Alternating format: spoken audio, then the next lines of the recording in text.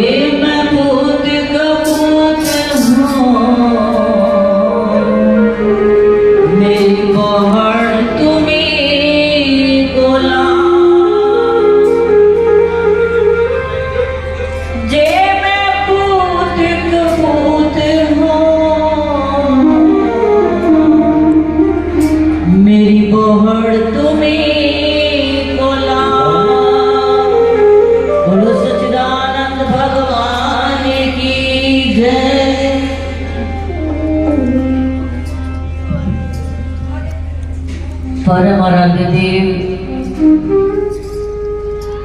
हृदय सम्राट, प्राणधन, गढ़गढ़वासी, त्रिलोकीनाथ प्रभु श्री नगली निवासी भगवान जी के पावन पवित्र चरणों में आए हुए प्यारे प्रभु प्रेमियों, आज की ये मेला बड़ी ही मंगलमयी है, बड़ी पावनी है, क्योंकि आज हमारे श्री गुरु महाराज जी, जिन्होंने आज के दिन इस धरा पर अवतार लिया,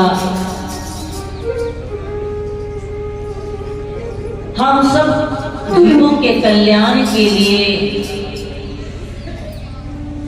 प्रभु स्वयं अवतार लेकर के धरती पर आए। क्योंकि जब मानवता तड़प उठती है,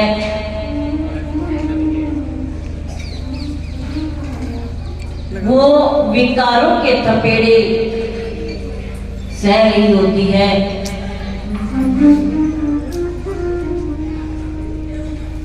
तब प्रभु अवतार लेकर के आते हैं और उसी मानवता के अंदर नव ऊर्जा का संचार करते हैं।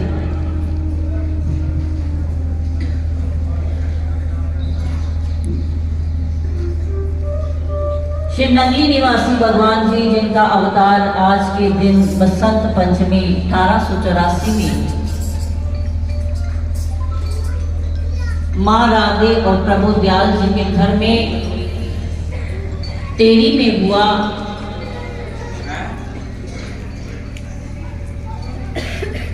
तो हर तरफ खुशियां ही खुशियां छाई, जैसे पूरी प्रकृति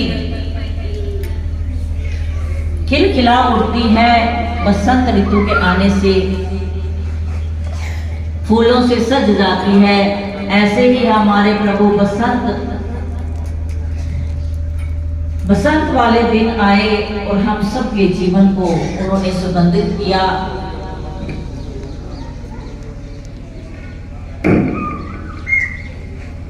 तो निमित्त और नित्य अवतार, दो तरह के अवतार होते हैं। निमित्त अवतार तो जैसे भगवान राम आए, भगवान कृष्ण आए,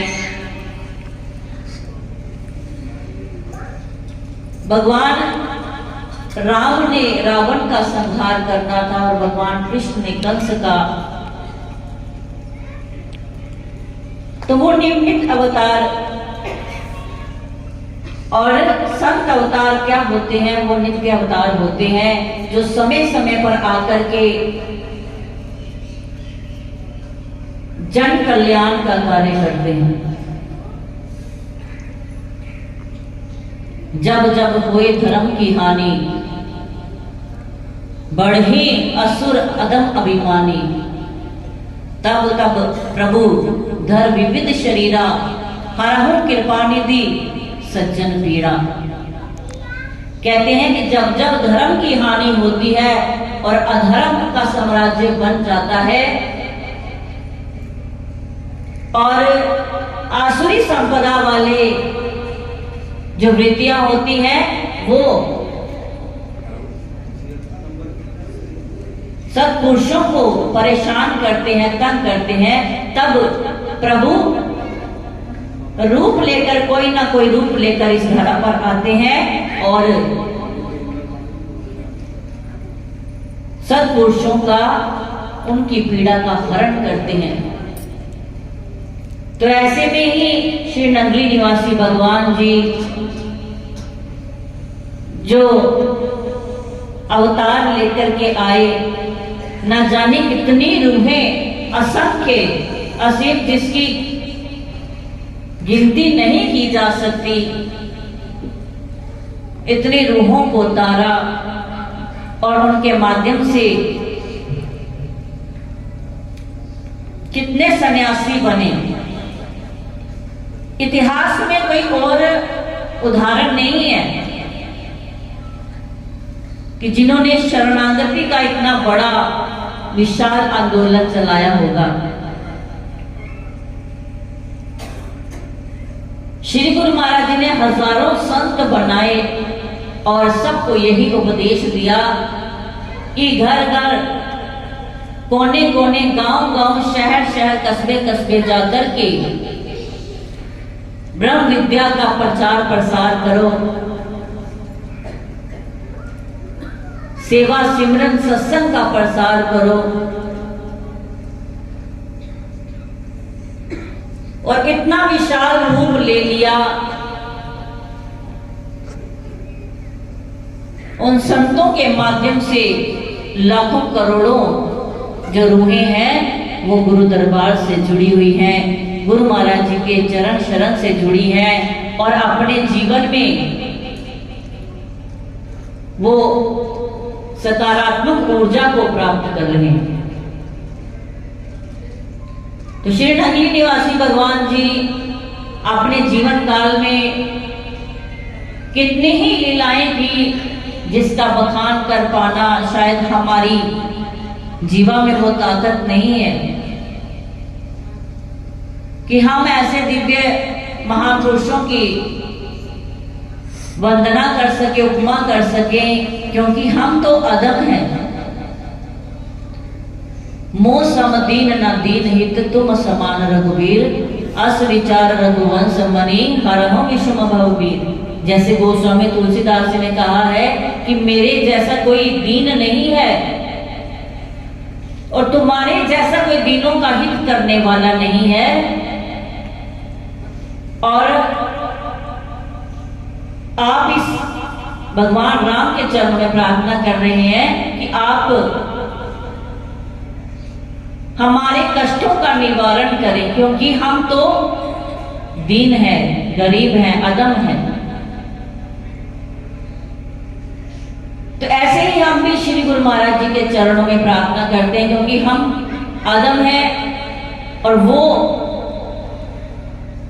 परोपकारी हैं, वो दयालु हैं, वो दयालुता के भंडार खोल कर रखते हैं। आज अपनी झोलियां ऐसे फैला कर के रखो, ना जाने कब नजरें इनायत हो जाए और हमारा भव से बेड़ा पार हो जाए। एक ही नजर की बात होती है, उनकी एक ही नजर हमें मिल जाए तो क्या से क्या चीज हो जाता है। उसके लिए पहले हमारी भावना का शुद्ध होना बड़ा जरूरी है कि हम ये समझें कि हम उस प्रभु के दास हैं, हम कुछ नहीं कर सकते। तो फिर देखना कैसे वो दयालुता के भंडार हम पर लुटा देते हैं। हमारे सिर्फ एक कदम बढ़ने की जरूरत होती है, वो 100 कदम आगे आने को तैयार है। सिर्फ एक छोटी सी उंगली पकड़ानी है। जैसे छोटा बच्चा होता है, वो अपने माता पिता को के साथ जब भीड़ में घूमता है तो माता पिता की उंगली पकड़े रखता है। तो जब उंगली पकड़े रखता है तो कहीं भी गुम होने की कोई भी फिर गुंजाइश नहीं रहती। और जब वो बच्चा मेले में उंगली छुड़ा करके, जो उस पास दुकानें सजी होती हैं, खेल खिलौनों की और आकर्षक वस्तुओं की जो दुकानें सजी होती हैं, बच्चा उन आकर्षक चीजों के मोह में पड़ जाता है। आपने भी देखा होगा, कभी भीड़ में आप छोटे बच्चे को लेकर के जाते हो तो बच्चे वहां लिट जाते हैं जमीन पे, क्योंकि वो चीजों में आकर्षित हो जाते हैं। और माँ बाप का हाथ छुड़ा करके जमीन पर लेट जाते हैं और कहीं भाग जाते हैं। माँ बाप को पता भी नहीं चलता और फिर वो ढूंढते फिरते हैं कि बच्चा कहाँ गया। तो फिर हम वो देखते क्या है, किसी ना किसी दुकान पर वो खड़ा होता है कि मुझे ये वस्तु चाहिए। तो संसार रूपी मेले में हम आकर्षित हो जाते हैं, क्योंकि ऐसे प्रलोभन है इस संसार में भौतिकता की। परंतु जो बच्चा अपने माता पिता का हाथ पकड़ करके बड़ी मर्यादा के साथ चलता है, अनुशासन में चलता है, तो माता पिता को भी तरस आ जाता है, दया आती है ना कि ये बच्चा कितना मेरा अच्छा है, इसने कोई जिद नहीं की, कोई तंग नहीं किया। और फिर क्या करते हैं माता पिता, उसको स्वयं वो चीजें लेकर के देते हैं। फिर स्वयं वो जाते हैं दुकानों पर और उस बच्चे को उसकी मन चाही वस्तुएं दिलाते हैं। उसकी इच्छा से भी ज्यादा, इतना उसने सोचा भी नहीं होता, उसकी इच्छा से भी ज्यादा उसको मिल जाता है। क्यों? क्योंकि वो अनुशासित रहा, अपने माता पिता की उंगली को पकड़ा रहा, इसलिए उसे सब कुछ मिला जो उसने कभी अपेक्षा भी नहीं की। तो ऐसे ही संसार सागर में, इस संसार रूपी मेले में हम आए हुए हैं। भगवान ने हमें इस धरा पर भेजा है और अपना स्वरूप देकर के, ईश्वर अंश जीव विनाशी चेतन अमल सह सुख राशि, सो माया बस भयो गोसाई बांधु कीर मरकट के न्याय। भगवान ने अपना ही स्वरूप देकर के मानव को इस धरा पर भेजा, लेकिन हम क्या करते हैं, माया के वशीभूत होकर के, प्रलोभनों के वशीभूत होकर के मोह माया में बंध जाते हैं। ऐसी माया की शक्ति है, ऐसा माया का प्रभाव कि जो बंधन दिखते नहीं है, पशुओं के तो दिखते हैं। आप कोई भी पशु पक्षी अपने घर में रखते हो तो वो बंधन दिखते हैं। अगर पक्षी रखा हो तो उसको पिंजरे में डाल देते हैं, पशु रखा है उसको खूंटे से बांध देते हैं, रस्सी से, उनके बंधन दिखते हैं। लेकिन मनुष्य के कोई बंधन ही नहीं दिखते। बाहर से ये बंधा हुआ नहीं दिखता, लेकिन ये अंदर से बहुत ज्यादा बंधा हुआ है। इसकी एक एक जो नस है वो बंधी हुई है, क्योंकि ये माया के अधीन है। क्यों? हमने संसार में आकर के उंगली छुड़वा ली भगवान से, अपने परम पिता, वो सबका मालिक, जो सबका परम पिता है, उसकी उंगली छुड़वा करके हम संसार के प्रलोभनों में पड़ गए, माया में पड़ गए और गुम हो गए। परंतु भगवान ने जो नित्य अवतार भेजे होते हैं, जैसे श्री नंदी निवासी भगवान जी, वो फिर कार्य करते हैं बिचौला बनकर के वो ईश्वर के सिपाही होते हैं, उनके डाकिये होते हैं। और जैसे दुबले भटके मानव है, उन मानवता को वो खींच लाते हैं। और अगर मनुष्य विचारवान होगा तो वो उंगली पकड़ा देता है और कहता है मेरे माता पिता से मुझे मिला दो।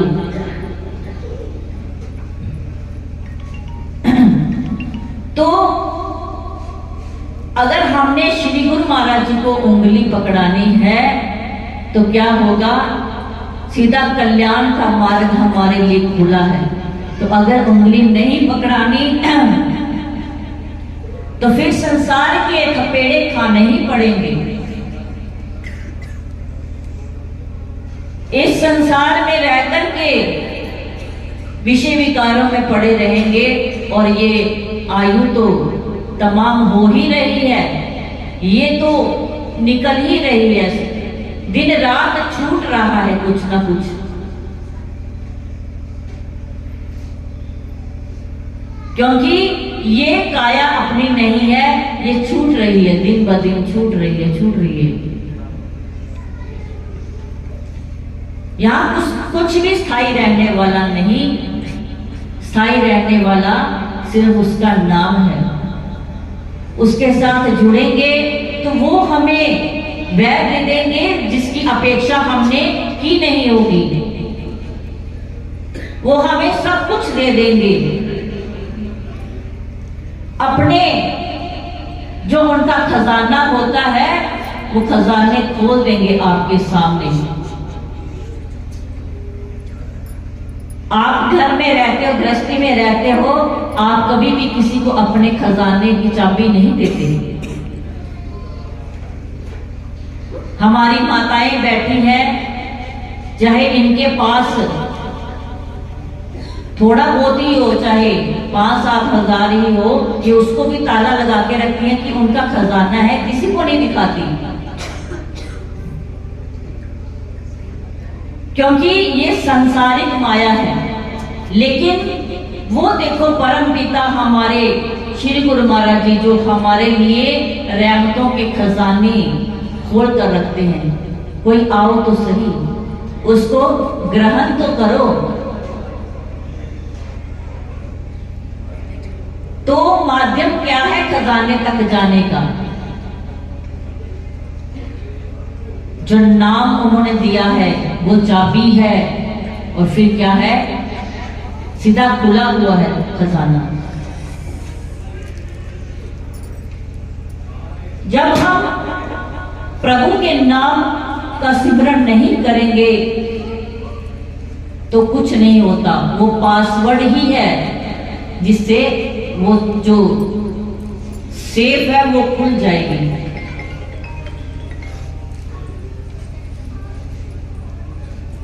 तो हम अपने मनुष्य जीवन की कदर करें। श्री गुरु महाराज जी इस मानव जगत में आए अवतार लेकर के और ऐसी मानवता का उद्धार किया। हम भी उन्हीं के बीच एक छोटे छोटे अंश हैं। हम भी उनके चरणों की थोड़ी थोड़ी धूल है। तो हम उनके चरणों के धूल के थोड़े से कण बन जाएं तो ये भी हमारे सौभाग्य की बात है।